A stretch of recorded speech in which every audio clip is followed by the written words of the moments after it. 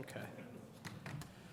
All right, good evening, folks. Adam Wason, Public Works Director for the City of Bloomington. It's by my watch, 5:30 p.m. on Tuesday, December 19th. This is the last regularly scheduled board meeting for the Board of Public Works here in 2023. We do have, leave it open. We do have a big agenda tonight with our last meeting. We also have, for members of the public that have joined via Zoom, we do have a Zoom link on the agenda. And if you are on Zoom and would like to offer public comment this evening for any of the items on the agenda or not on the agenda, there will be opportunities for that. We just ask that you use the raise hand function or even the chat function, and we'll make sure to allow that time. Otherwise, you've got it recording, and we're good to go. I will turn it over to Kyla Cox-Deckard, Board President for the Board of Public Works. Thank you. I call to order this regular meeting of the Board of Public Works this Tuesday, December 19th of 2023.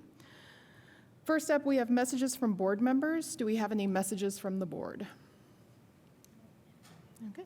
I would like to share a message, given that this is the end of the year, a nice time for reflection, but it also happens to be the end of a term and the transition of an administration. And so I wanted to thank Mayor John Hamilton for his confidence in me serving here on this board for the last 8 years. It has been wonderful. And also thank Mary Catherine Carmichael for her longtime mentorship to me long before the city brought us together, and just was reflecting on our time together over these many years.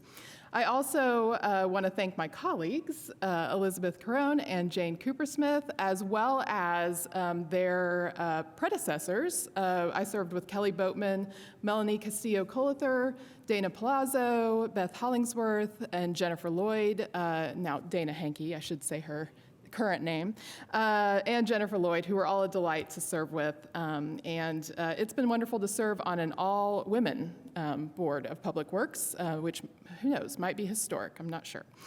I'd like to thank city staff. This board gets to interface with so many different departments throughout the year on many, many different types of projects, and that has been truly wonderful to see, not just this year, but in the many years in the past, the way we've been able to interact. And I really appreciate the staff's commitment to the day-to-day functions of the city. I think a lot of that is taken for granted. As residents, we navigate the city, and unless we encounter something that troubles us, we don't notice how well some things are going. And so I just want to extend my appreciation to the many city staff who take care of us on a regular basis. And of course, the members of the public who have attended Public Works meetings over the past several years. It's been great to hear from you. We don't always have the best attended meetings of the city, but I have to say that I really appreciate members of the public who have dedicated their time to make public comments and offer their thoughts on issues, because it really does make a difference when we're having conversations about items before the Board of Public Works. So I appreciate that opportunity and the opportunity to work through those issues. I am incredibly grateful to Katz, who faithfully captures every single one of our meetings. Also thankful to Dave Askins of the B Square Bulletin and the many other members of the local media who regularly share the latest Public Works happenings. Now, she wiggled out of attendance tonight, but I did want to acknowledge my daughter, Lucy, who I believe has either viewed or attended more Public Works meetings in the last 8 years than any other member of the public, excluding city staff. And also thank my husband, Trent, and my mom, Debbie, who juggled their schedules back when Lucy was a little bit too much of a handful to attend the meeting here in person herself. So really grateful for having that opportunity. Of course, Adam and April, extremely grateful to both of you, as well as the entire Public Works Department staff. I truly appreciate the support you have offered. It is no small task. You have always been there to answer our questions, offer clarification, get more information, try to put a packet together, and I really appreciate that. And I think together we've been able to ensure some really wonderful outcomes, and that would not be possible for the board without your dedication. And then finally, I would just like to issue an apology to anyone who has a romantic wish for snow this Christmas. But for the sake of our street department, I am longing for those 50-degree temperatures and no excitement on the weather front. So I hope that everyone gets to enjoy a restful and very happy holiday. And again, appreciate having this opportunity to serve on this board. Thank you. Thank you, Kyla. Next up, did you have something else? I just said thank you, Kyla. Okay, thanks, Adam. Next up is petitions and remonstrances. If we have anyone who is here to make a public comment on something that is not on our agenda this evening, now is the opportunity to do so. If you are on Zoom, you can use the raised hand function or the chat function to let us know that you have a public comment. Again, this is a time for public comment on something not on the agenda.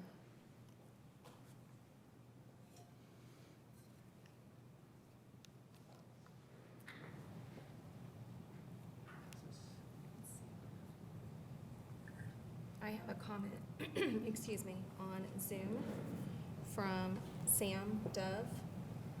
His comment is there are 2 garbage bins blocking the sidewalk on 112 First Street when he goes to work to Fairview Elementary School. He says he sent a U report and it's still open. Thank you, Sam. Thank you, Sam. Thank you for that comment. Any other comments on something not on the agenda this evening?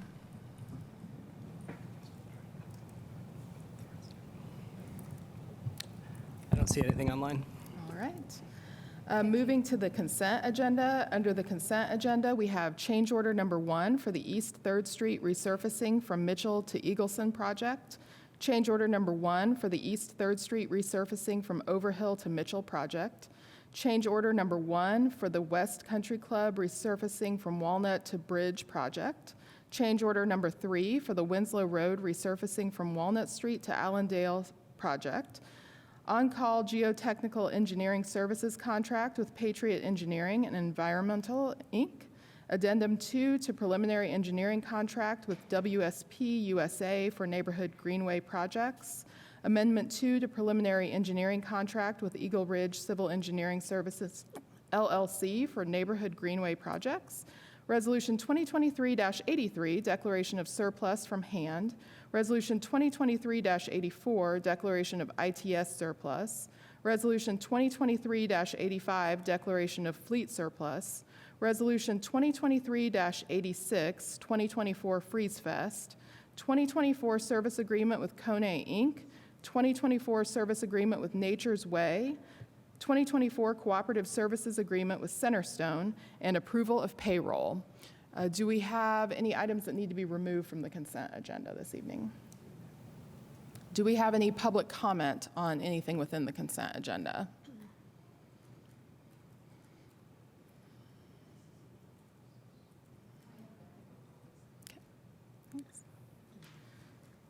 Do we have a motion on the consent agenda?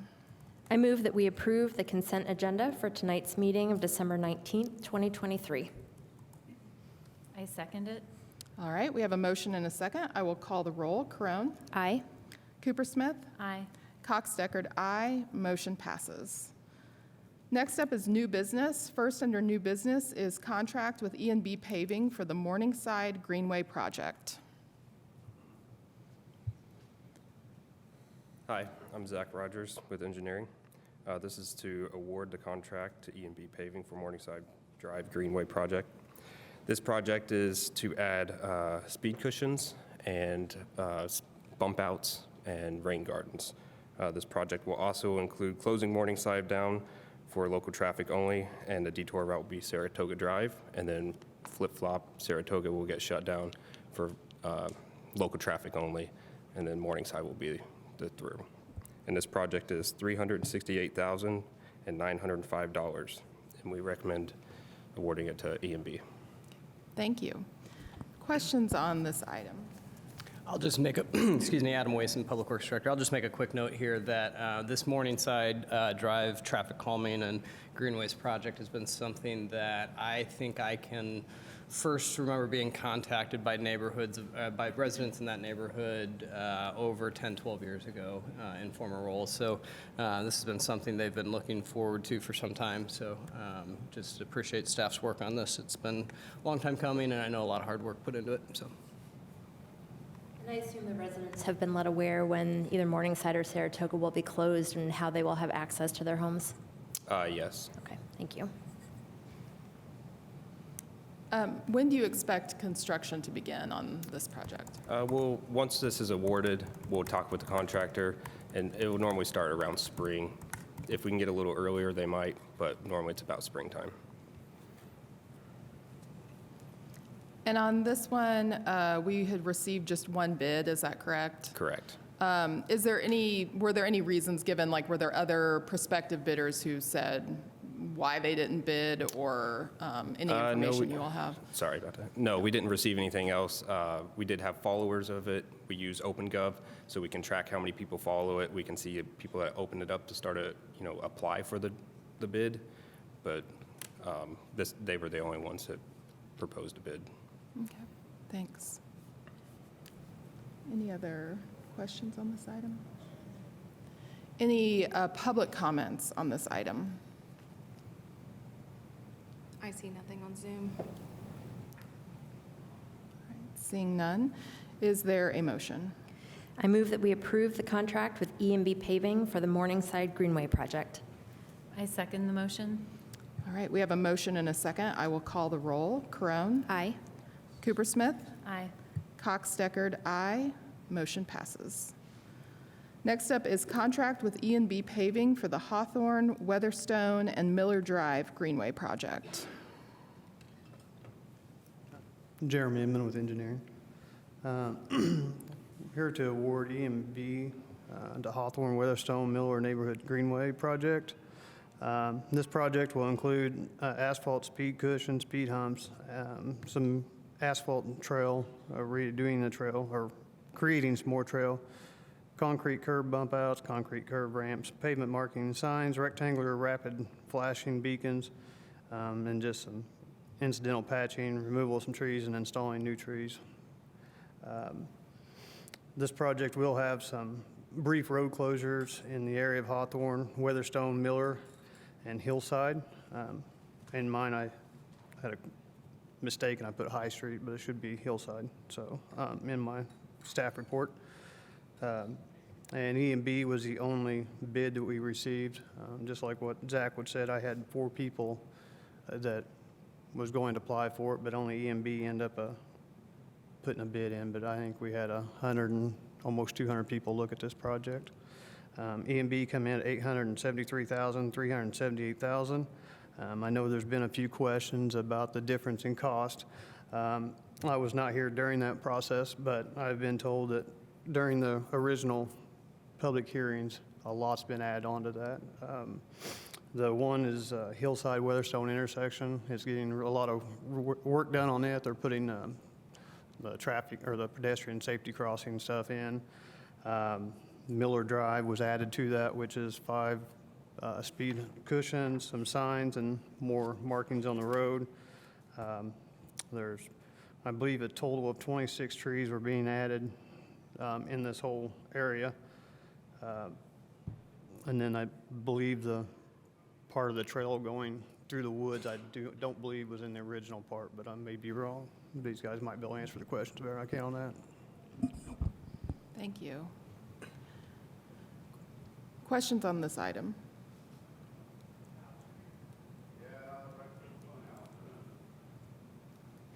Is there anyone from engineering or staff who might be able to just confirm about all the add-ons? There were a number of concerns in public comment that we received about the marked increase in the price of the project, and understanding that Mr. Inman wasn't here during that time. Yeah, definitely. Neil Copper with the engineering department. So one important thing to recognize is this project is actually multiple projects combined into one bid. So there were actually 3 separate public processes for the separate projects that had been combined into a bid. So I think what most people have been commenting on is the kind of purely neighborhood greenway portion of the project on both Hawthorne and Weatherstone, and the kind of the prices we would have expected for just the kind of the traffic calming greenway elements of that project. Separate from that process is the intersection of Hillside and Weatherstone, and that went through an entirely separate process with public meetings and approval through the Bicycle and Pedestrian Safety Commission, in part because that intersection alone was expected to cost at least as much as the rest of the neighborhood greenway project. So combining the two, we were already expecting the cost to at least double. And then because it was in the area, we added in the Miller traffic calming project, which again went through a separate public process. It's a smaller piece, but it's definitely another big addition to it. And then as Jeremy mentioned, the trail connection between the dead end of Hawthorne and Weatherstone was always talked about in the neighborhood greenway, but I don't think it was included in any cost estimates for that piece of the project. So we have looked closely at the costs. It is very much in line with what we were expecting it to cost, and the single bidder, E&B, has been the low bidder on every neighborhood greenway project that we've done.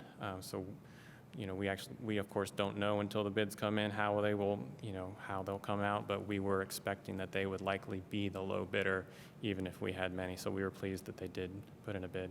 Does that answer the question? That is very helpful context. Yes, thank you.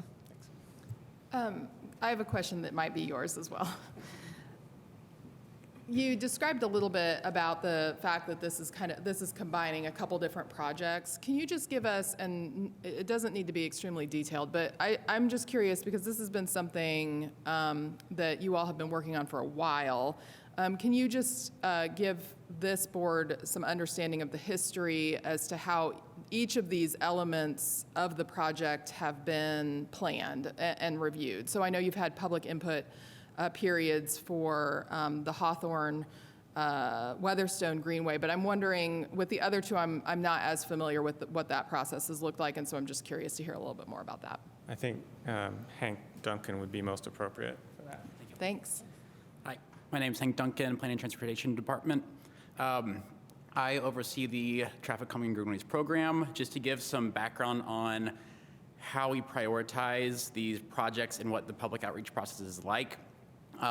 The Hawthorne Weatherstone Greenway was in our codified transportation plan in 2019. It is part of our neighborhood greenways network.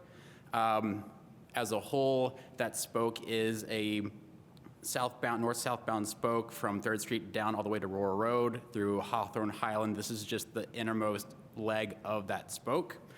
Future legs will be prioritized in the future. As far as the process, we have a codified traffic calming and greenways program policy codified by council, and we followed that process throughout. For the Hawthorne Weatherstone Greenway process, we had 3 public meetings, 2 Bicycle and Pedestrian Safety Commission meetings, and it was eventually approved unanimously by the Bicycle and Pedestrian Safety Commission. During that process, there was council deliberation on the policy as a whole, so we paused the public outreach process during that time to let them fully deliberate.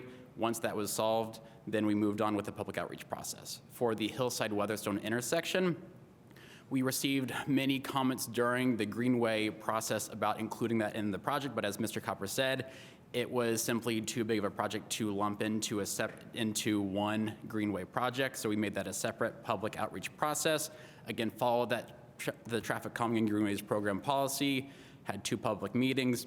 It went to the Bicycle and Pedestrian Safety Commission and was approved unanimously as well. The East Miller Drive traffic calming, that goes through a slightly different process. This was part of our resident-led traffic calming, in which we, instead of staff prioritizing projects, we allow residents to apply for certain areas in the city to receive traffic calming. It gives them agency in creating safer streets in Bloomington. We have a scoring metric system for that, and Miller Drive was the highest priority area, and thus is receiving the treatment. Great, thank you. Of course. And then was budgeting for this project, as it exists now as a whole, appropriated by the City Council for 2023?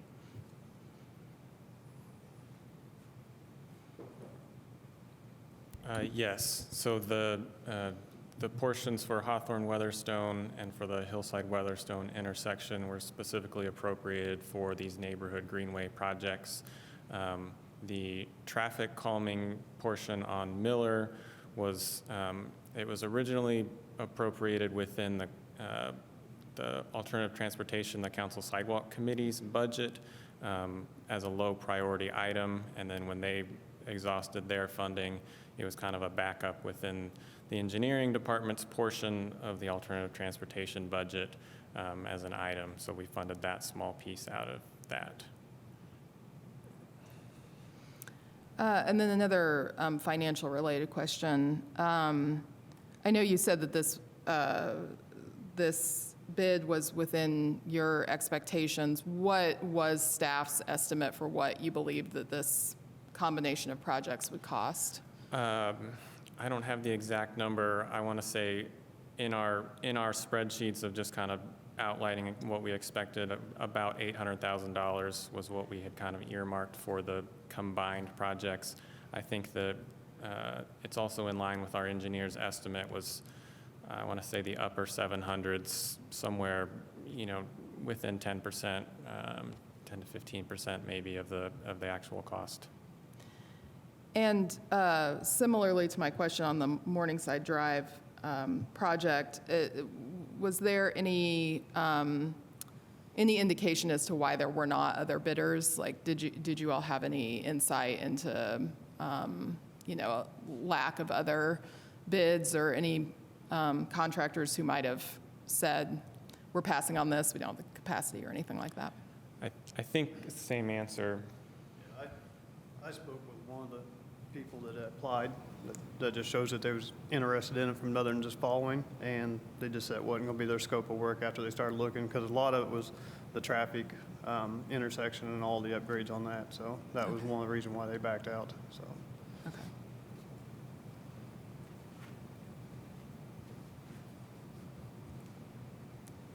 Other questions on this item?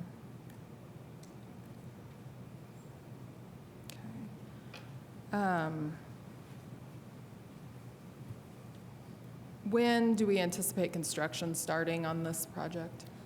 This will also start springtime, just because it's got asphalt in it. So they may start March, but probably more likely late March, early April. And it looks like, I think in the contract, it gave 100 days. Yeah, it's a 100-day for completion, project, and it yep. looks like that's within reason for all Yes. three. Like they'd Yes. all be finished within 100. Okay, great. Thank you. I will open it up to public comment at this time, if we have any public comments on this item.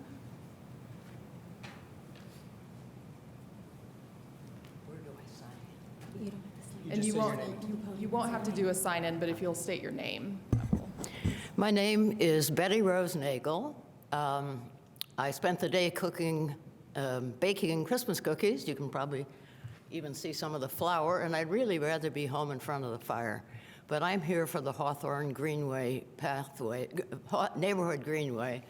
I've been to a number of meetings about it, and I've probably said about the same things. It's a bit of a surprise to me that the other two sections have been added onto this project. For simply the Hawthorne and Weatherstone, I believe the projection cost was something like $400,000. Even so, it's over-engineered. That some of that has been altered and less over-engineered. Not all of Hawthorne needs anything. I don't know how many people in this room have regularly walked the whole length of it from the dead end to the greenhouse at IU. I have. I know that from the dead end up to, say, First Street, The typical traffic is 0 cars going 0 miles an hour. Seriously. I walk my dog down the middle of those streets, that street in those blocks. I do that because I can, and I do that because on some of those blocks, there are no sidewalks. On some of the, and part of that, there might be a sidewalk on one side or the other. When you get to First Street, that would be a good place, I think, for a 4-way stop. There is no stop between Woodlawn and Emerson, and that's a long stretch, and people can, build up a speed. I know one of the people at that intersection would welcome a 4-way cross. When you cross First Street, you continue a few blocks up to, let's say, probably 2nd Street. It's a little busier, but not terribly so. Then you get, when you get to 2nd Street, if anybody's familiar with Hawthorne between 2nd and, let's say, Hunter, it's one of the prettiest sections of Bloomington. They're lovely houses, wide street. I certainly hope that whatever is planned for that is nothing more than a very modest speed cushion. I would be sad to alter that in some way that would impair the aesthetics. Once you get to Hunter and continue on to Atwater, that's where there might well be some kind of traffic calming. One of the residents on Hawthorne at meetings like this always mentions the fact that an elderly neighbor of hers, a professor, was killed crossing Atwater, and that some kind of regulation, some kind of intervention for the sake of pedestrians and cyclists would be very, very welcome there. But to do the whole length seems excessive. As I say, I can walk my dog down the center of those streets and almost never have to move over for a car coming in either direction from First Street south. When you get to the end, let's stop at South Downs. South Downs to where Hawthorne dead ends. It's a little bit narrower. There are no sidewalks. There's been some work recently on water connections. There has been a burst of the water system very recently at, I guess it's probably Sheridan and Hawthorne. But when you get to the end and try to connect to Weatherstone, that is about the worst place to do it. There's a lot of excavation, there's a lot of, there's gas lines and there's water lines, and there already is a paved pathway for pedestrians and for cyclists. It's at Highland. It's a bit steep. I've heard people object to using that because it's a bit steep for cyclists. Manor Road is the very best place. You could cross it right now on foot or on a bicycle. It's a beaten path. Obviously, people do use it. It's very short, it's very straight. That would be a much better place. So I'll stop talking and conclude simply by saying, I'm aware that you can postpone a decision until 60 days from now, I believe it is sometime in February.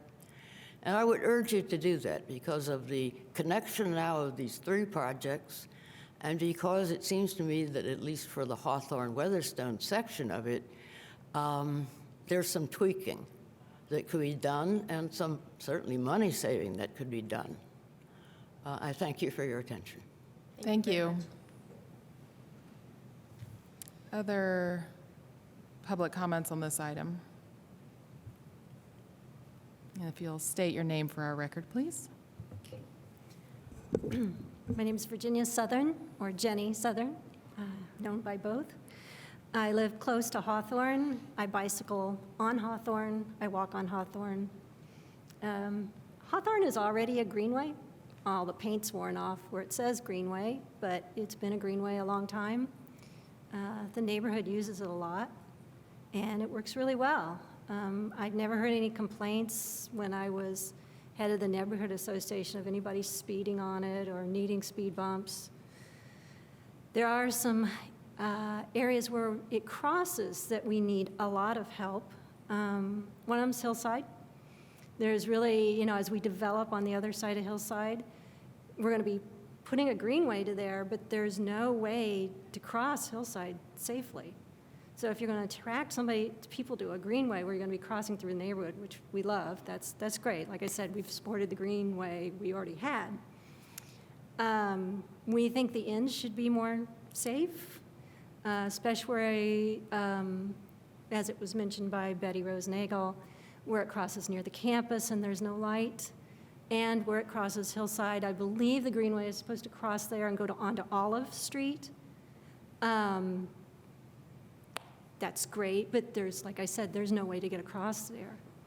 The neighborhood does not support the bump outs and the speed bumps along Hawthorne because we are bicyclists. We don't actually like them. Right now, it's a nice wide street.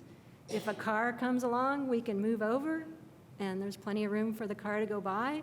You stick a bump out in there, and basically you're forcing the bicycle into the path of the cars. So I would prefer to stay to the side personally, and I know most of the people in the neighborhood would. It also there's a buildup of gravel and sand around a lot of the greenways that have been built from the bump outs and the little pathways through. There's no way to clean those, and I consider them quite dangerous for a bicyclist, especially if you're going to turn into them or something. I don't know if you guys have ever gotten a serious case of road rash from losing it on gravel, but it's not pretty. There's also a lot of glass that collects there, so I avoid it because of my bicycle tires. So right now, lots of children, lots of bicycles, lots of people walking, and we really feel like this is a big waste of money. We'd rather see it go towards infrastructure we really need for pedestrians in the neighborhood. We've got a lot of really old sidewalks, a lot of big trees that have buckled them up. My husband had a fall a month ago, luckily no broken hip, but a pulled hamstring from, a buckled sidewalk. And we love our trees, but they do a little bit of infrastructure damage that has to be kept up with. Anyway, we think really infrastructure should be maintained first before we build new, especially stuff that's really no advantage with no safe way to get back and forth to it. Okay, thank you. Thank you. Other public comments on this item? We do have some online as well. Okay, yeah, we'll turn to that here in just a second. If you'll state your name for our record, please. Hi, I'm Sue Tui. I also was concerned about this project, the costs, and actually some of the processes, and I just read through all of those documents today. I mean, it was a lot of documents, particularly in the Bicycle Pedestrian Safety Commission packets from May through December, as well as the public comments. I mean, there's so many negative comments, particularly on the Hawthorne Greenway project. The Miller project, again, is a resident-led project. Mr. Duncan didn't explain how that was reviewed or who reviewed it, who approved of it. I looked through all those documents and couldn't find anything. I guess it wasn't a public meeting at which that was done, but I mean, I think it's a good project, probably. But it got connected, and it got connected at the end, and maybe people aren't sure of that or aren't confident in this process. Thank you. Any other public comments in the room? I can let someone go online first. We'll go ahead and finish up the room comments and go online just so we can keep track of online.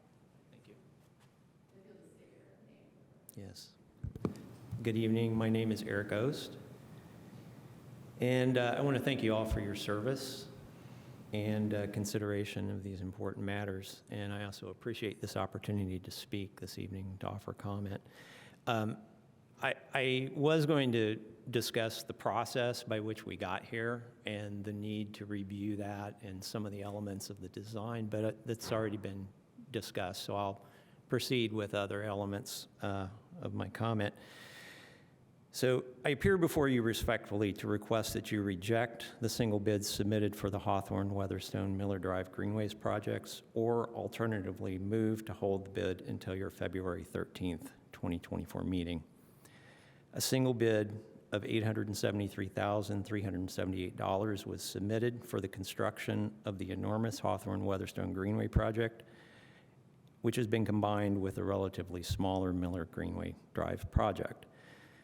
When the staff-led Hawthorne-Weatherstone Greenway project's final design was presented to the public and reviewed by the Bicycle and Pedestrian Safety Commission, the amount of $350,000 was declared as an approximate cost. Now, there's been other costs that have been mentioned at other times, and I know Betty Rose mentioned $400,000. It's been very uncertain. I also want to emphasize that the connection path has always been discussed as part of this project, at least to my understanding, and I've kept pretty careful notes and attended all the meetings. A separate project, installing a pedestrian beacon along with curb ramps at the intersection of Olive and Hillside, was added and reviewed in November of 2023 by the Bicycle and Pedestrian Safety Commission. The estimated cost for this project was said to be approximately $120,000. Now, I could be wrong, but Mr. Copper gave a different figure here, so I will. That was my recall. It is true that that intersection could be enhanced in much more significant ways, realigning the intersection, and I believe that Mr. Copper said that cost was going to be significantly more, but due to budget constraints, there was going to be a lesser investment. The final design for the Miller Drive Greenway project was first presented and reviewed at the same November 13th, 2023 meeting of the Bicycle and Pedestrian Safety Commission.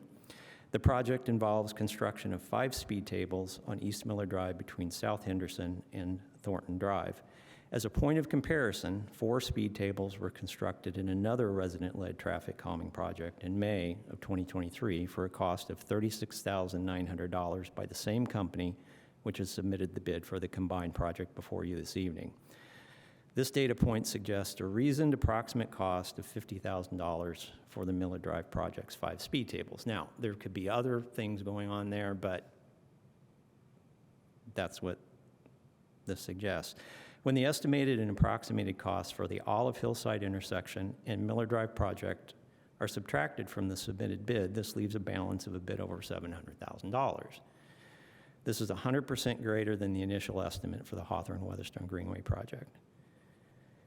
An amount of $873,000 is a significant amount of money and is more than double the city's entire annual sidewalk budget. The request for bid public notice that was published on November 24th, 2023 included the following. The Board of Public Works reserves the right to waive any informality and to accept or reject any or all submitted bids. The bids may be held by the Board of Public Works for a period not to exceed 60 days from the date of opening for the purpose of reviewing the bids and investigating the qualifications of the bidders prior to award the contract. Bids were opened on December 15th. 60 calendar days after this date is February 13th, which is a regularly scheduled meeting of the Board of Public Works. You're legally empowered to postpone the decision on the submitted bid until your meeting on February 13th.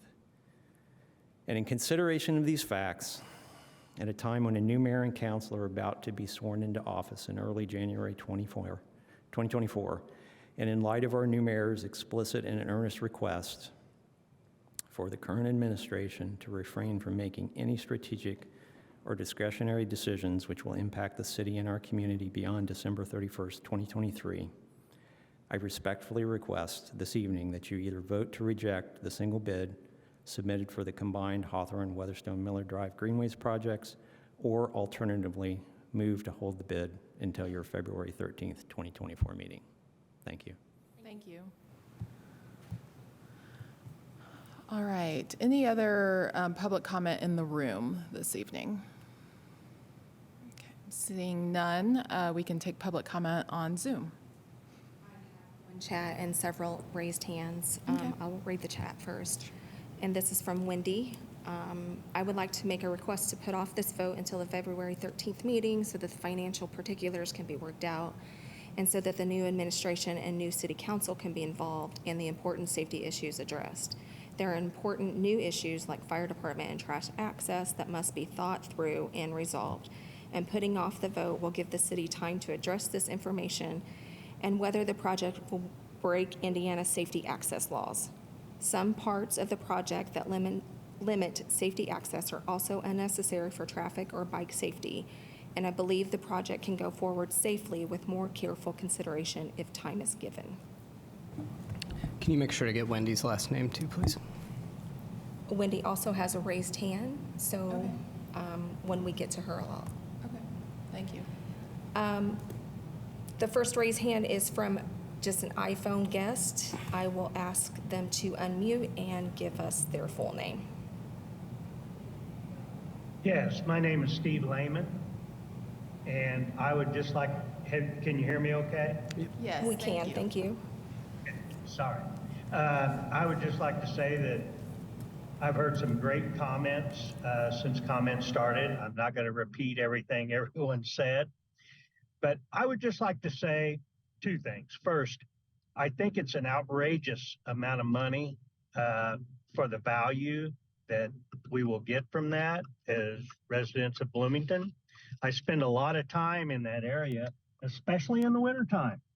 And I will say that I just don't see the need. Even the Miller part of it. I'm on Miller every day of the week, and I see no reason to install all this stuff and spend all this money. The Hawthorne Weatherstone, I'm up and down that thing several times a week, and there just doesn't seem to be any value in there. And even if there was, it seems like an awful lot of money, close to $900,000 for this project. And I just feel like we need to spend that money, but we need to spend it in a better way. So that's my take. Thank you much for listening. Thank you. Thank you. Next up, we have Regina, and I'm going to ask her to unmute. And Regina, can you please state your full name? Yes, this is Regina Moore. I'm hoping that you can hear me. Thank you. I'm happy to make comments tonight. A little background, I have lived in the 900 block of Hawthorne since 1983. That's a long time, about 40 years. I've walked to Indiana University, to my office there when I was working there. Very happily, right down the middle of the street most of the time. The one thing I think that's made this area safer for pedestrians and bicyclists is the institution of the zone neighborhood parking. At that point, things really began to change, and we were a lot safer in the area, not dodging cars coming around corners and trying to find the closest parking place to the university. That has made a terrific amount of difference in this area. There already exists a greenway here. It's unencroached by bumps and narrowings, and bicyclists, pedestrians, motorists, dog walkers, as Betty Rose said, use it, children, and honestly, it's a very calm area. Because it exists in the overall plan, as your staff has mentioned, does not mean that it has to be the priority. To me, this is a very low priority area. It's safe as it is. What's not necessarily safe, and what you should be very careful about attracting people to this area, is that to get onto the area, onto the greenway, the north part and the south part are dangerous. At the south part, you're dumping people out or asking people to come from a hilled area. Olive Street is a little hill, and it's 1 lane wide. How is that going to be safe for bicyclists to traverse Winslow and ride up a hill when they can't even see a car coming down that hill towards Winslow? The other area, Atwater, is one where my neighbor, Professor Tang, was killed. After that point, there were a number of studies done, and we got the traffic lights at Hawthorne and 3rd Street and the traffic lights on Woodlawn. We've been waiting ever since for the traffic light at Atwater. And if you've ever tried to cross that street, it's difficult. I'd prefer that we not have other deaths. I'd prefer that we not have other crashes in that area. And so what I'm asking you to do is to hold back on this project and ask your commissions and your staff to look at those two areas first. And I know that they've said, oh, that's for the next study. We can't wait any longer. It's been 30 years since this man was killed there. And I'd like to have some restitution for that. As a member of the area and as one who's gone to a lot of these meetings, I want to also say that the process was flawed. If you listen to your staff and their recollection of the process, it seems very smooth. It was not smooth.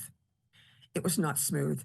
The online form for comment, I think, was probably around 80% of the people did not want this and talked about other things that could be done with the money and the excessiveness of the expense. Going to the meetings in person, I felt intimidated. I felt, and believe me, I'm used to public meetings, as you may well know. I've been to tons and tons of them. I'm used to giving information to the public. I've never seen such obfuscation. At the last meeting, I wasn't even able to talk. We were shouted down. Members of your commissions turned to the public and said, "Shut up, we've already heard from you." I think that's almost a direct quote. You may have to look at the recording because I'm sure it's not in the minutes, but you need to take a look at these kinds of things. So at this point, I just want to say, please hold back on this. Please don't saddle the next administration with costs that don't need to be done. Thank you. Thank you. Next up, we have Wendy. Wendy, I'm going to ask you to unmute and please state your full name.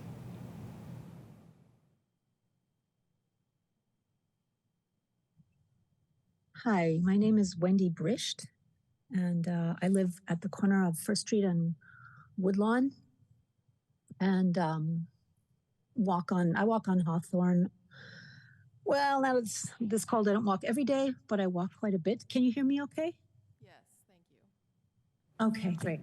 And I would like to ask you to delay the consideration of the bid for the Hawthorne Greenway for the 60 days. I really feel that the project needs review and refinement, that the design needs it. It was kind of, there were consensus, a huge consensus of certain elements of the design that people thought were actually dangerous, and such as bump outs, which you've already heard mentioned. A lot of this you've already heard mentioned. I'm trying to figure out what I still need to say. And also safety access for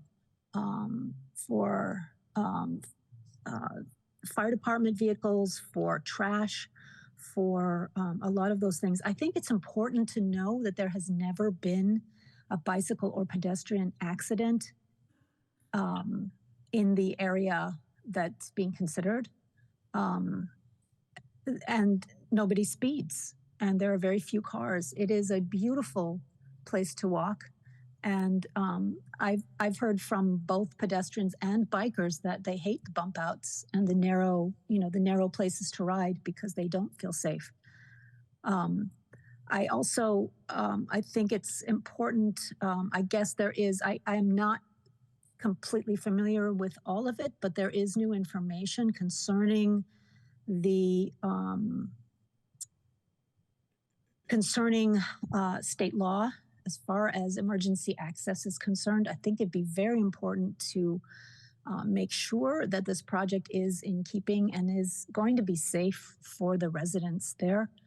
And I also think it's very important that that the new administration and the new council be involved in this project. It is an expensive project. I mean, we have accidents on First Street because we have basically a river every time it rains. There are no storm sewers.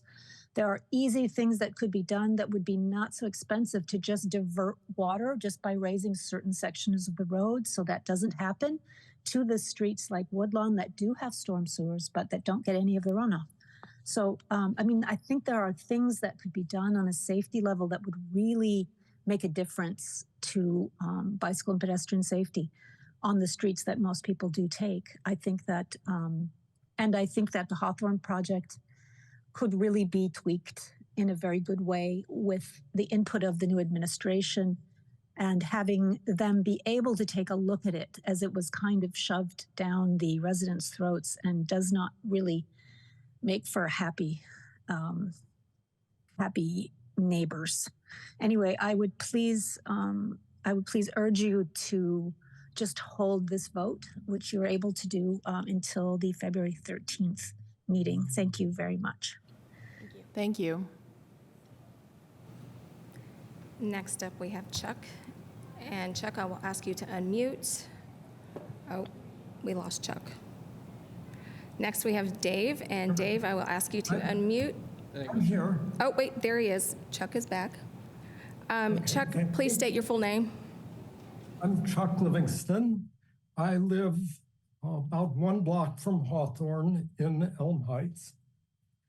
For the past 5 years, I've talked to many people in the city, including on the Public Works Board, about scooters blocking sidewalks. I always try to make the point that the issue isn't scooters. The scooters represent a kind of stunning disregard for the rights of disabled people and for accessibility.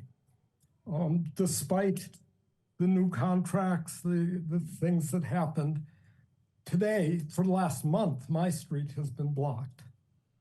About a month ago, maybe 6 weeks ago, I took a walk with a neighbor who's in her 80s. She has Parkinson's. We walked along University to Hawthorne. She insisted that we walk in the middle of the street because she no longer felt safe walking on the sidewalks. She used to walk on the sidewalks, pick up people's newspapers, but now that she has Parkinson's, it's become impossible for her. Hawthorne Street, the sidewalks, where they exist, are in many places impassable. Nonetheless, as Betty Rose mentioned and others, it's one of the main through streets for pedestrians in Elm Heights because of its width. Even though we don't have sidewalks, it's plenty wide to walk, and if a car comes, there's lots of space. The current plan takes away that space for pedestrians, squeezes them into a narrow spot, and provides no sidewalk that would be safe passage for them. It's one more in a series of changes that have taken place in recent years that have made my life as a pedestrian. I try to I walk many miles a day. I try to do all my shopping with walking, and more places have become impassable because of the developments that have gone on. So, as I say, with scooters have demonstrated a disregard for the needs of the disabled population for several years. Maybe with the new administration, we will get greater attention to those needs. But in the meantime, we shouldn't be doing a project that just the Hawthorne section will come out close to, in the end, probably $500,000, $400,000, without repairing the sidewalks on that specific street. So I really encourage you to hold off on this. Thank you. Thank you. Thanks. Okay, next we have Dave, and I'm asking him to unmute. Thank you very much. Can you hear me? Thanks. All right, thank you. I'm Dave Rollo. I live nearby this project. I also serve on the City Council, District 4, and this project is in District 4. I see this project as displaying misplaced priorities and process deficiencies. So there are two very glaring problems that I've noticed throughout this process, and I've been to almost every meeting on it. First is this ambiguity in the term of greenway. Greenways exist in some cases with simple signage and wayfinding markings. And that's what this has been. It's been a greenway. And it served well as a greenway, as you've heard from the people speaking this evening. Other projects do require tremendous engineering in order for them to function for safe passage for pedestrians and for bicyclists. So they need a high degree of engineering and a lot of work. This one does not, it seems to me. It is not needed because of the low traffic volumes and the low traffic speed. So I say that we have very little need for this degree of engineering here, and money is better spent elsewhere where it's truly needed. The second problem is the lack of neighborhood involvement. Despite the cursory, I would say perfunctory nature of the meetings, residents felt excluded.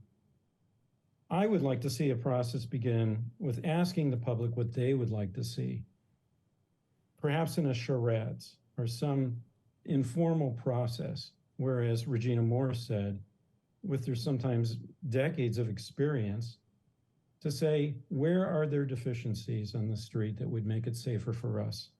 But that wasn't done here.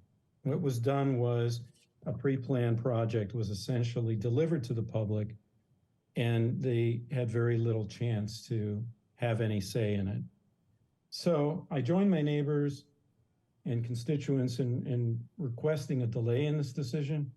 I'm still hoping for a revision of the project that better serves the public and better serves the public purse. So thank you very much for your service to the community. Appreciate your consideration. Thank you.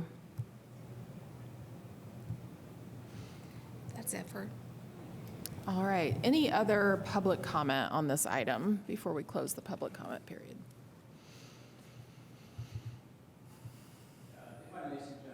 There were a lot of different points that were brought up by members of the public and other commenters here, and I would like to give city staff a chance to respond to some of those. So whether it's planning and transportation, Beth, Hank, or Neil with engineering, first, I also want to ask, for the staff to describe where the funding for this project is coming from and what funding implications are, if there are any funding implications, if there's a postponement or anything like that. And just would like to open it up to staff to offer some comments in regard to what the comments they've heard were.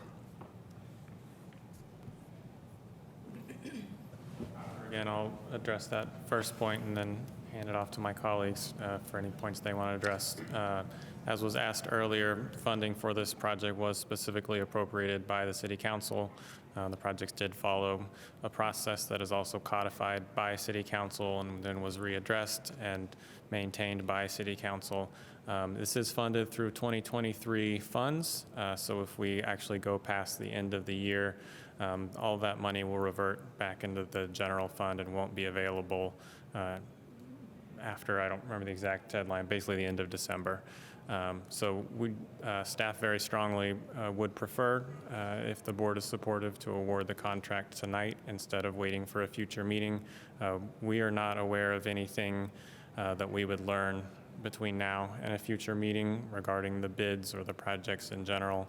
Neil, could you also address the topic of safety access and possibly being outside of state code? Can you address that? Yeah, we are completely unaware of any new information related to that. All of these projects do coordinate with emergency services. We feel that we are fully within all of state code. We are not restricting any access in any of these projects. We don't feel that's an issue at all.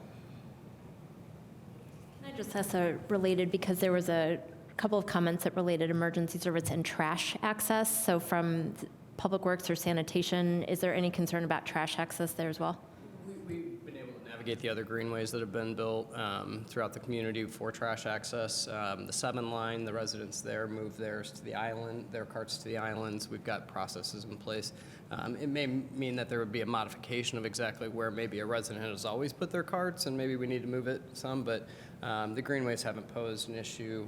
This is not a Hawthorne is also not a sidearm route where we've got the, it's a rear load route, so we don't have an issue there with the sidearm trucks being used for that.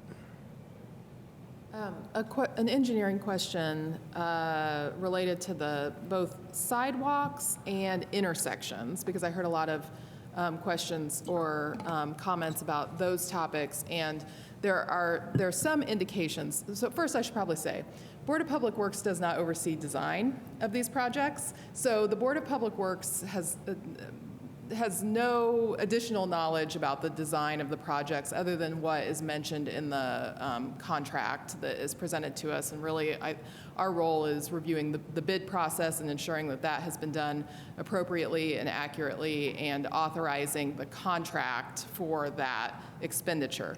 So because of that, I know there were a lot of questions, and they're questions that the Board of Public Works would not be able to address about the design of the intersection traversability, and then also sidewalks. I heard lots of comments about sidewalks.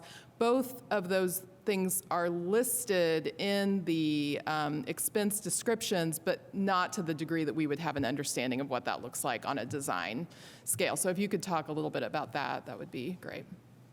And it's a great question because it's also an example of an area where we heard public comment during the meetings that actually changed the design and added some aspects to the project. So specifically on intersections, one of the intersections you heard about was Hillside and Weatherstone.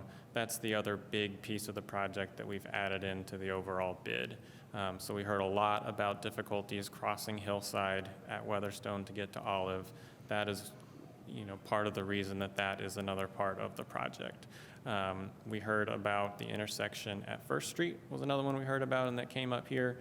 We are not putting in an always stop, as it was briefly mentioned, but there are improvements planned for First Street, specifically bump outs within First Street, so that when you're trying to cross that street, you have a shorter crossing distance, and you are crossing from a point where you can see better. So there's parking on the south side of the street. The bump out allows you to walk basically to the edge of the parked vehicles, so that then you can actually see past them, and vehicles coming down the street can see you before you make a decision and cross the street. That will benefit people walking, biking, driving, anyone.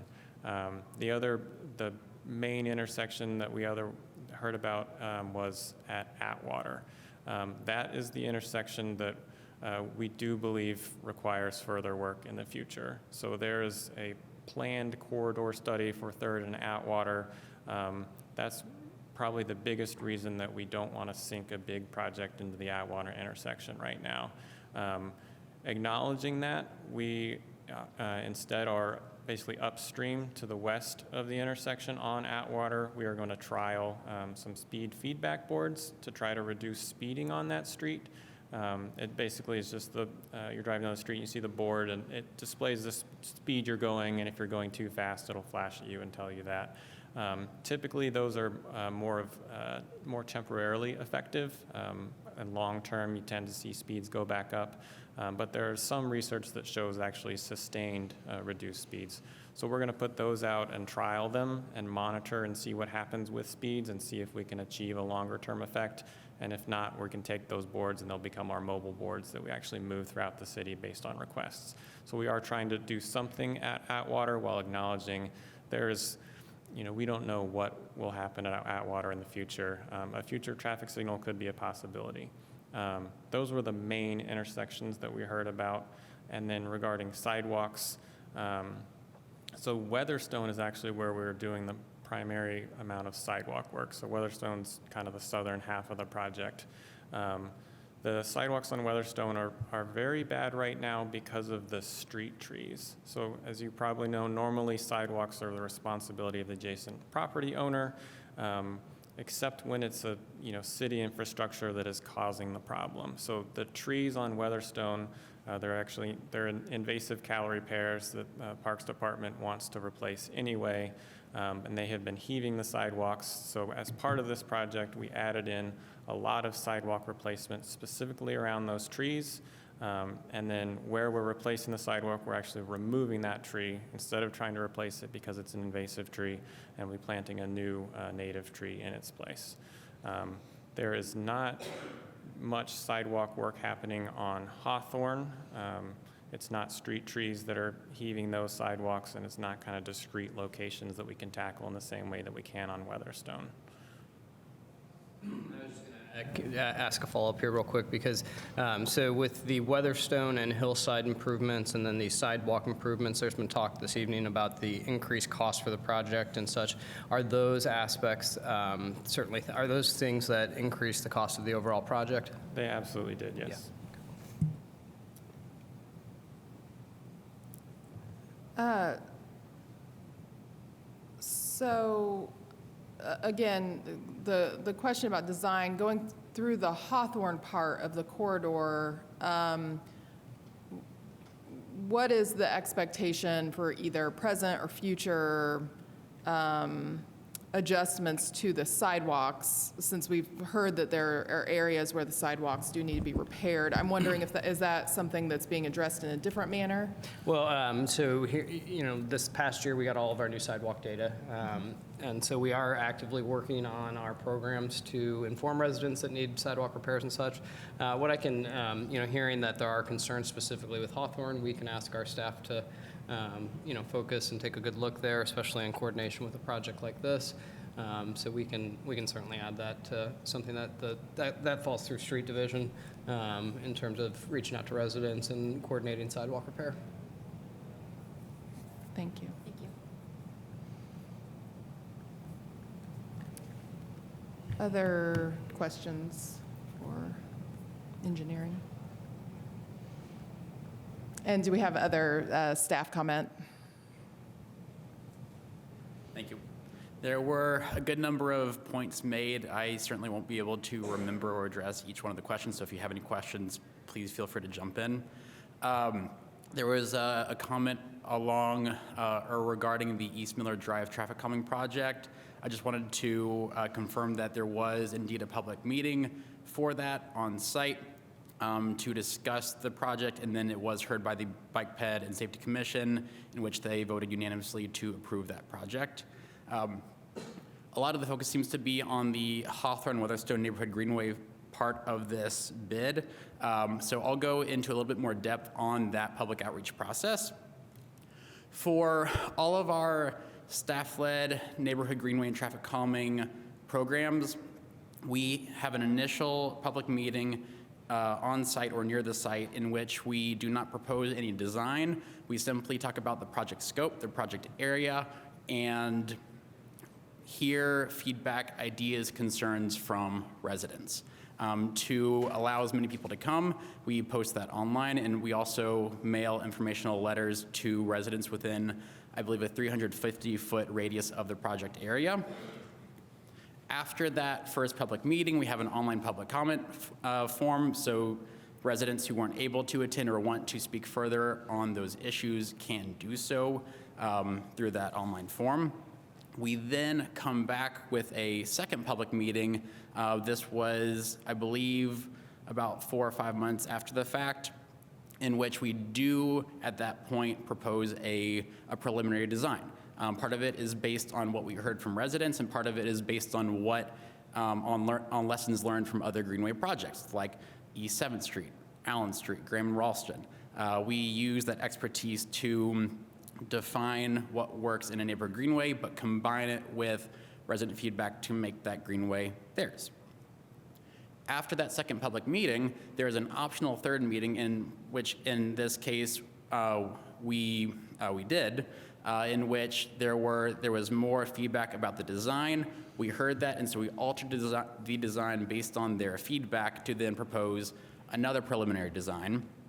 Hosted that meeting, heard feedback. Most of it was not design related, and so at that point, that was when council deliberation on the entire traffic calming greenways program happened. We paused the program. That resolved itself. We then moved forward, had another online public comment period, so folks could participate as much as they wanted. If they had spoken before, they have the opportunity to speak again, or if not, they can speak for the first time. And then that final step is a meeting with the Bicycle and Pedestrian Safety Commission.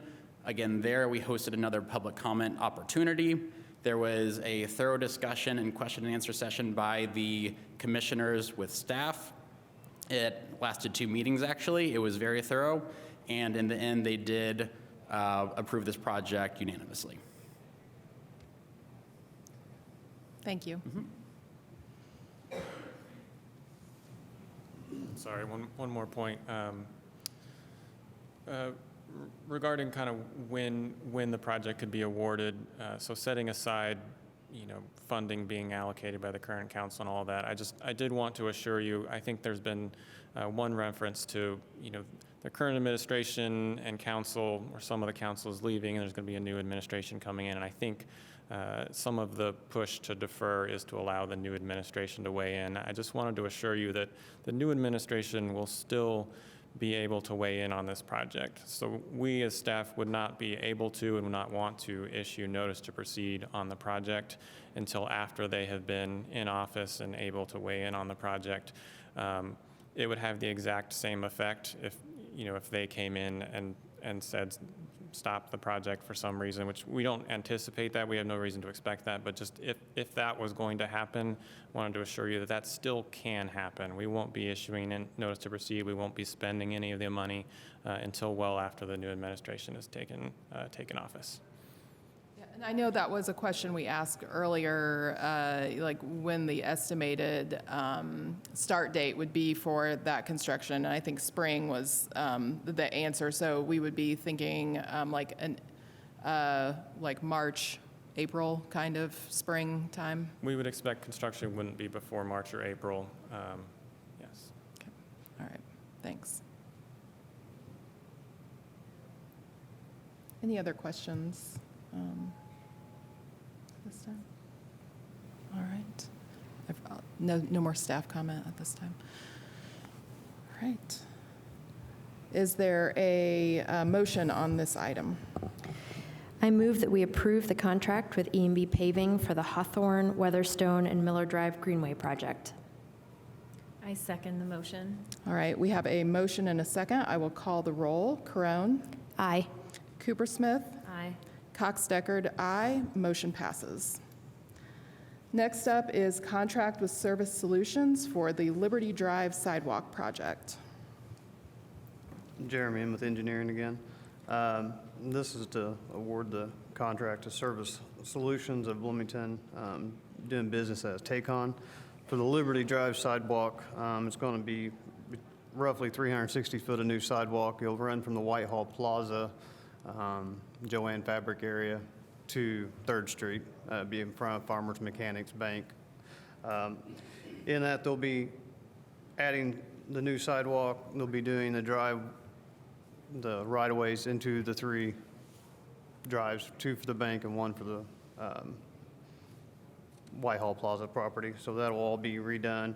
They'll be putting 6 trees in that new area there.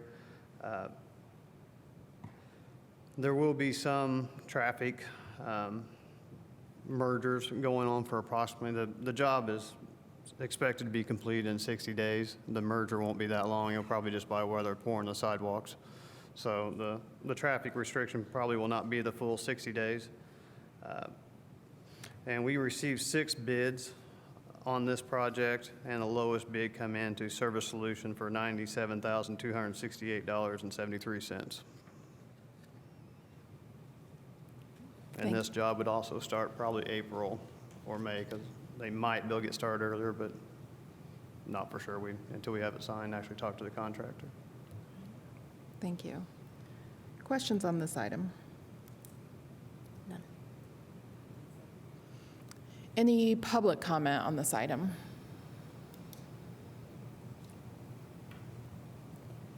There's nothing on Zoom. Okay. Seeing none, is there a motion on this item? I move that we approve the contract with Service Solutions for the Liberty Drive Sidewalk Project. I second the motion. All right, we have a motion and a second. I will call the roll. Carone? Aye. Cooper Smith? Aye. Cox Deckard, aye. Motion passes. Next up, we have contract with E&B Paving for the East 3rd Street Bicycle Lane Improvements Project. Zach Rogers with engineering. This is a 3rd Street bicycle lane improvement for raised delineation between 3rd Street traffic and the bike lane. This is between Indiana and South Eagleston Avenue, and this will require a 1-lane rolling closure as they install it. And this project is $35,200, and we recommend awarding it to E&B Paving. Thank you. Questions on this item? Just going back to something that you mentioned during the work session, and I'm sorry, I'm just trying to get there in my packet. Yep. I am on the unit prices, which is on page 218. You said something yesterday, I thought, about the rubber delineators were being provided by... That is correct, yes. Us. The delineation, the rubber delineators they're being provided by, I don't know if planning has that, or where the... So there's still a material comes cost from. listed, I think, on the unit prices sheet, and I just wanted to confirm So that that's the installation. that's the installation yes. of them. Okay? Otherwise, they're already in city inventory. Is that the city has already purchased those, they're in our inventory, they'll be used for this project. Okay, so the cost of this at $110 or $175 a piece is the installation. Yes, and they're providing the hardware as well to mount it down. Got it. Okay, thank you. Yep. Other questions on this item? All right. Any public comment on this item?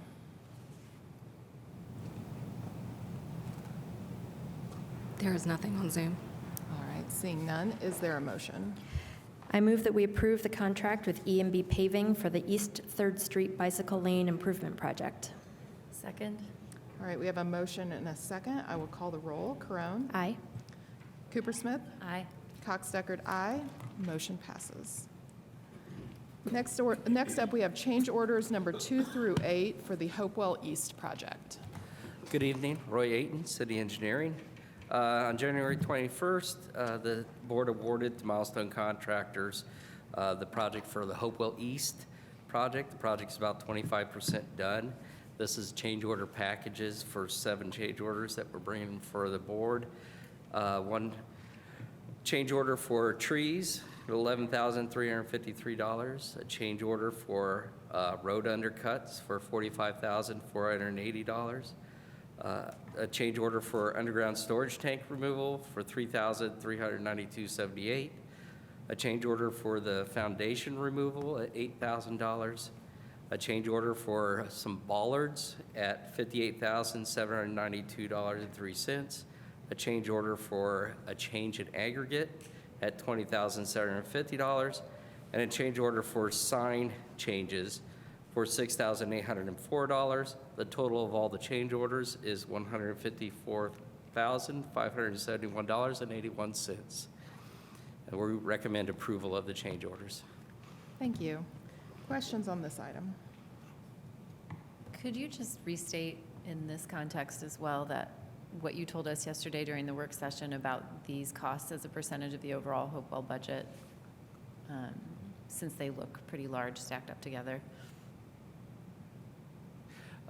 So the over cost of the project, I think is what we're asking, is originally it was awarded for $13,373,284.90.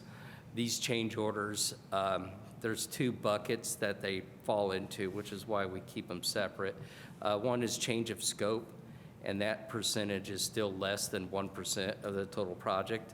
And then the others are unforeseen site conditions, and I think those are just less than 1%, but the 2 of them are still under 2% of the overall contract price. Thank you. Any public comment on this item? I have nothing on Zoom. Seeing none, is there a motion? I move that we approve change orders numbers 2 through 8 for the Hopewell East project. Second? All right, we have a motion and a second. I will call the roll. Caron. Aye. Cooper Smith. Aye. Cox Deckard, aye. Motion passes. Next up, we have a lane and sidewalk closure request from AEG. Hi, this is Alex Gray from engineering. So I am bringing some lane and sidewalk closures with AEG. This is typically what they've been doing for the past probably year now. And in this case, they have two project areas. The first one is North Lincoln Street, and it's going to be consisting of East 12th Street through East 10th Street, and then North Indiana to North College Avenue or North Morton. There's a little bit, it's kind of about the same in that area. And I did check, based on the work session, I did check with them about when they plan on active construction, and they're thinking about late March, early April, so springtime. Questions on this item?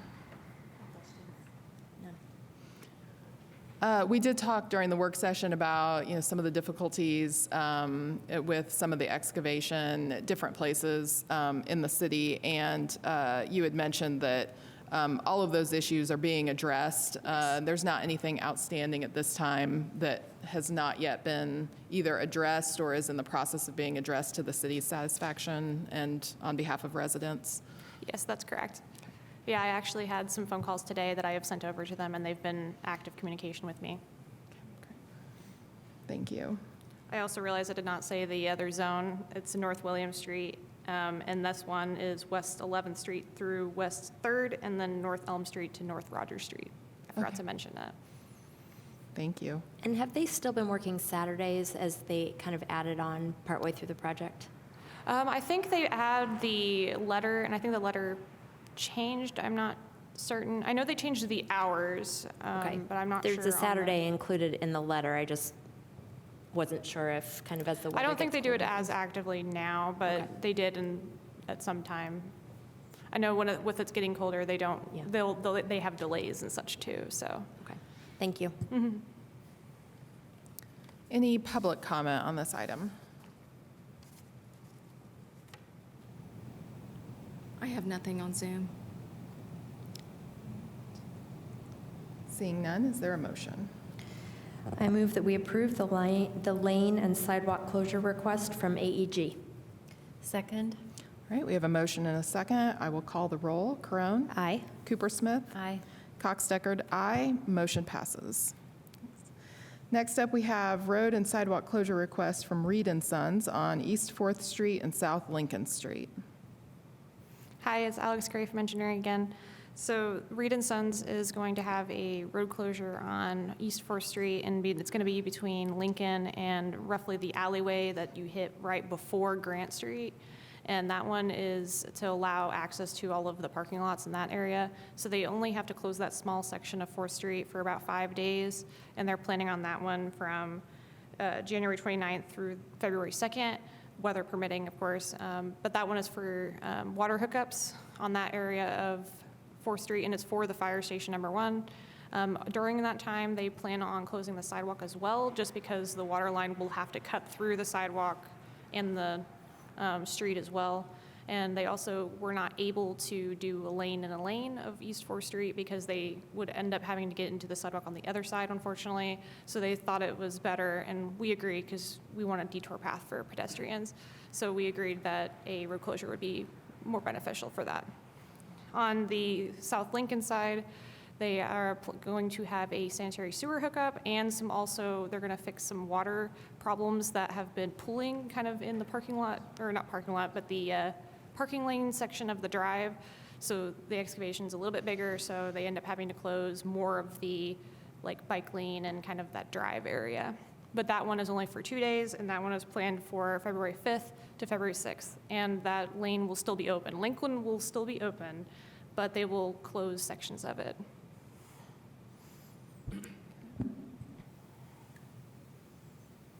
Thank you. Questions on this item?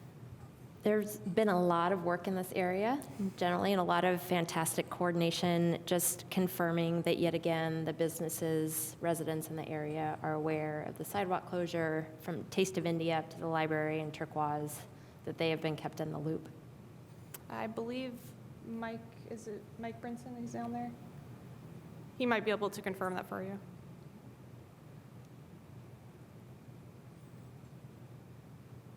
Hi, this is Mike Brinson with Reed & Sons Construction. We are not the construction manager. That is Weddle Brothers. And I have asked that question already in an RFI to make sure they've coordinated with the businesses behind the fire station and the Taste of India there on the east side. I have not heard if they or confirmed that yet. Can we just make sure that happens before anything? Yep. Thank you. Thank you for working with them on that. All right, any other questions? One question, Alex. I think you stated this, but because it's late for this early morning person and my brain is foggy, could you re-explain why, thinking about Taste of India again, which has taken kind of a beating over the last couple of years, why the full stretch on 4th Street from Grant to Lincoln has to be closed, and is it possible to close from the alleyway, or why is it that it has to be extended the full length? It is from the alleyway to Lincoln. It's not supposed to include all the way to Grant. Oh, okay, I see. I was misreading the map. Yeah. Okay. We left them Awesome. open. Yeah, thank you. For the restaurant and also for the across the street. There's the 2 parking lots there that I think service the bank, if I'm correct. That's great. Thank you. Yes.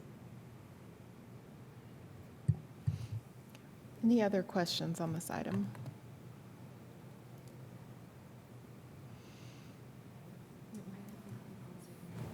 All right. And any public comment in the room? Seeing none, is there a motion? I move that we approve the road and sidewalk closure request from Reed & Sons on East 4th and South Lincoln Street. Second? All right, we have a motion and a second. I will call the roll. Carone? Aye. Cooper Smith? Aye. Cox Deckard, aye. Motion passes. Next up is contract with Presidio Networked Solutions for legal door locks.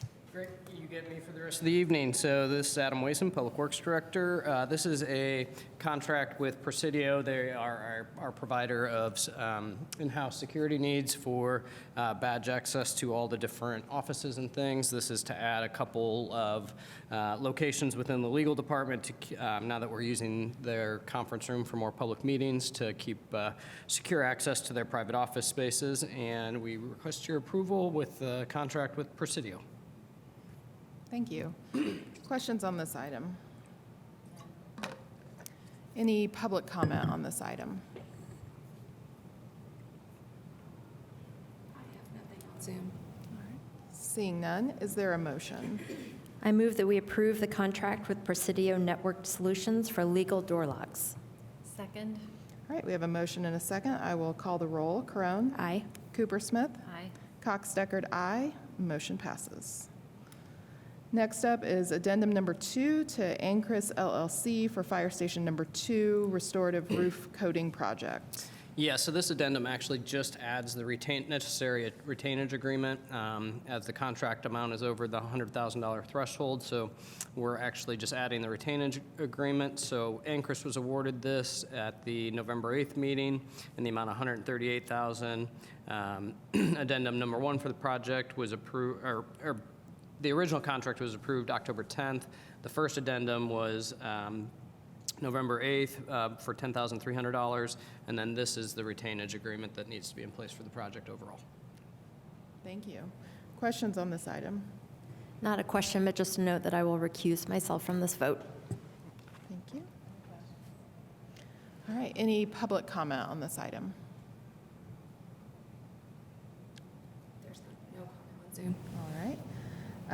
Is there a motion on this item?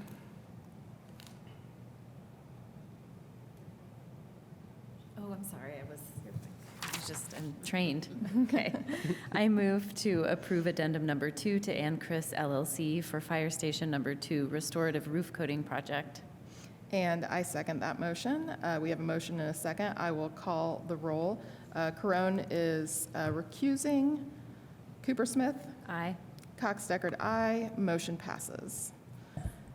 Next up is contract with Groomer Construction for Downtown Alleys renovation project. Again, Adam Wason. This is to do 2 sections of downtown alleys. This is on East 6th Street between Walnut and Kirkwood, Washington and Lincoln.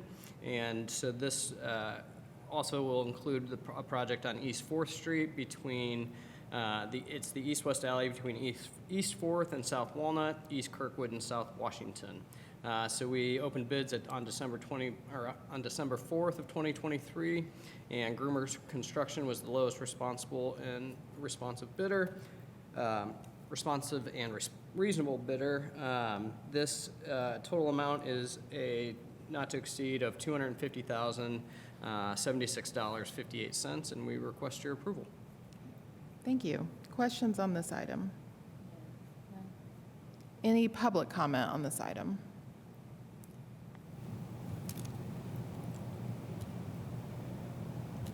There is nothing on Zoom. Seeing none, is there a motion? I move that we approve the contract with Groomer Construction for the Downtown Alleys renovation project. I second the motion. All right, we have a motion and a second. I will call the roll. Corone? Aye. Coopersmith? Aye. Cox Deckard, aye. Motion passes. Next up is agreement for purchase and delivery of fuel. Adam Wason again. We went out to bid here recently for fuel purchases, and this is a request to approve for our standard purchase and delivery of fuel. Thank you. Questions on this item? Can you read that from this? Any public comment on this item?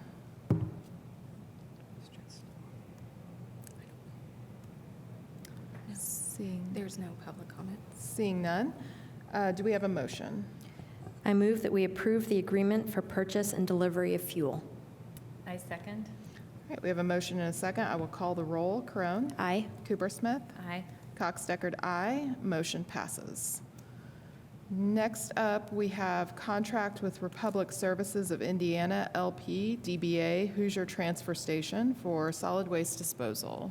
Adam Wason again, Public Works Director. This is to award the contract with Republic Services, DBA Hoosier Disposal for solid waste disposal and recycling processing. We put out those bids in November, had 2 responsive bidders, and Republic Services came in as the low bid of $43 per ton for solid waste disposal and $10 per ton of single stream recycling processing.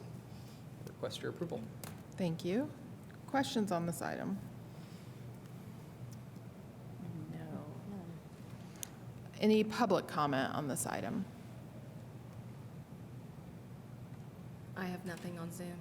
Okay, thank you. Is there a motion? I move that we approve the contract with Republic Services of Indiana, LP, DBA Hoosier Transfer Station for solid waste disposal. I second. All right, we have a motion and a second. I will call the roll. Corone? Aye. Coopersmith? Aye. Cox Deckard, aye. Motion passes. Next up, we have contract with Sierra HVAC for parking services. Yes, this is a $10,660 contract with Sierra Heating and Cooling for HVAC services at both the 4th Street Garage and the Trades District Garage. This is for the retail spaces, and request your approval of that contract. Thank you. Questions on this item? You said this is just for the Yes. the 2 garages and my brain also is fried. Yeah, it's for the commercial spaces. Commercial, Yep. that's the word, Okay. space. Thank you. All right. Any public comment on this item? There is nothing on Zoom. All right. Seeing none, is there a motion? I move that we approve the contract with Sierra HVAC for parking services. I second. All right, we have a motion and a second. I will call the roll. Corone? Aye. Coopersmith? Aye. Cox Deckard, aye. Motion passes. Next up, we have staff reports and other business. Well, just as a staff report for the board and the public this evening, I'll kind of echo some of Kyla's comments from earlier, but I want to first and foremost put a thank you out to Mayor John Hamilton for his confidence in me over the last 8 years to lead the Department of Public Works. It's been an honor, a privilege, and something I get to enjoy day in and day out. And I get to work with wonderful people like you three and April and all the other staff in Public Works. Originally, I thought about reading off the name of every single Public Works employee into the public record today. I'm going to spare us all that in the spirit of time, but we could not possibly do what we do in Public Works without those frontline employees and the staff throughout the whole department. We're 130 some strong full-time equivalents that are in operation 24 hours a day and 7 days a week in some capacities. So we're on call, we're ready to serve, we try to do the best that we can. And I'll finish with a note that we talk about in Public Works leadership meetings and meetings whenever we have staff meetings about, I call it the mantra, but it's the kind of our mission and vision statement all wrapped into one. And it's got 4 components, and it's that we'll be good stewards of the taxpayer dollar, first and foremost. Second, we're going to operate in an environment of respect. And that's whether it's internal with our coworkers or externally with the public or constituents, we're going to do everything we do as respectfully as possible. Third, we're going to try to provide the highest levels of public service we can. And that goes for all the services we provide. Some of them external outreaching to the public, some of those internal to other city departments. And the fourth one that we've added over the last couple of years is that we're going to do that as safely as we possibly can. And I believe strongly in this. The staff probably gets sick of me talking about the mantra and the vision and the mission statement in that regard, but it's important to me in the department, and it's an honor and a privilege to serve the public in that way. And I thank you three. I thank all the staff in Public Works, and are looking forward to a great 2024. So thank you all. Thank you. We second. Yes. Thank you very All in much. favor. Next up is the approval of claims. Are there any questions on the claims? I have none. No, but I wanted to share a bit of information because I noticed that in the claims there was a vehicle purchase from ESD, so I assumed it was for fleet electrification, and I just wanted to share that that's what the Yeah, so there are vehicle purchase several was. vehicle purchases on this end year. We have been trying to get electric vehicles ordered and purchased since last year and have struggled with that. So we did take into inventory 5 all-electric vehicles. One will be assigned to ESD, 1 to Public Works, a couple to the pool, and 1 to the mayor's office. Very exciting. All right. Any public comment on claims?